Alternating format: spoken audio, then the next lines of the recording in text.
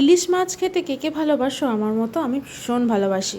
আমার হাজব্যান্ড অতটা পছন্দ করে না মাছে কাঁটা হওয়ার জন্য, তবে যেরকমই রেসিপি হোক ইলিশ মাছ খেতে আমার খুব ভালো লাগে।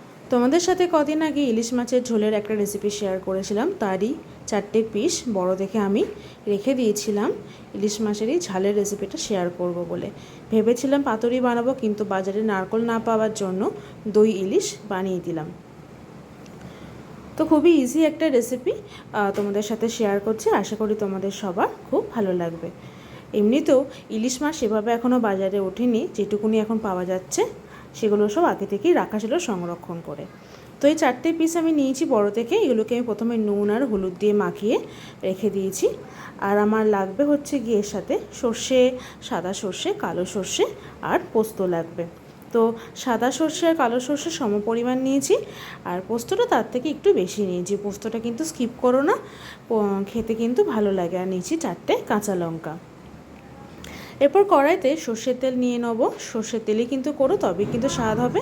সর্ষের তেল গরম করে তার মধ্যে দিয়ে দিয়েছি কালো জিরে ফোড়ন, আর দিয়ে দেবো এরপর এর মধ্যে দিয়ে দেবো ওই যে সর্ষে পোস্ত যে বেটে রেখেছিলাম সেটাও দিয়ে দেবো, ভালোভাবে নাড়িয়ে চাড়িয়ে এর মধ্যে দিয়ে দেবো হলুদ গুঁড়ো আর পরিমাণ মতন নুন। আর ওই সর্ষে ধোয়া জলটাও কিন্তু পুরোপুরি এর মধ্যে দিয়ে দিতে হবে। মশলার সাথে জলের সাথে কিন্তু ভালোভাবে মিশিয়ে দিতে হবে।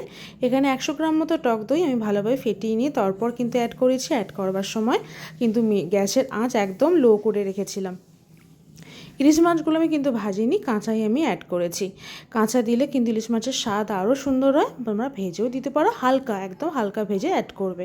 আর দিয়ে দিলাম 2খানা কাঁচা লঙ্কা, স্বাদের জন্য, ঝালের জন্য একদমই নয়।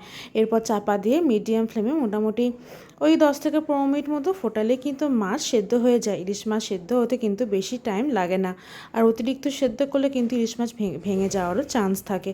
তো চলো কি সুন্দর, দেখো আমার কিন্তু দই ইলিশ রেডি হয়ে গেল। দই ইলিশ বলতে তোমরা কি বোঝো আমি জানি না, তবে আমার দই ইলিশ বলতে আমি এটাকেই বুঝি।